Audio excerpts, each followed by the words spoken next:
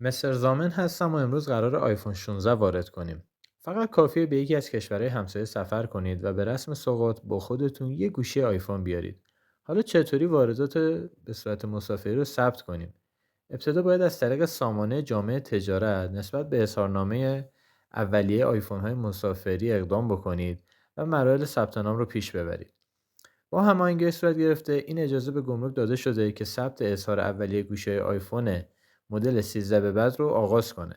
بنابراین افرادی که از آبان 1403 به صورت مسافری گوشی وارد کشور کردن میتونن اظهار اولیه خودشون رو اعلام کنن و طبق اعلامیه های بعدی جهت ریجستری اقدام کنن.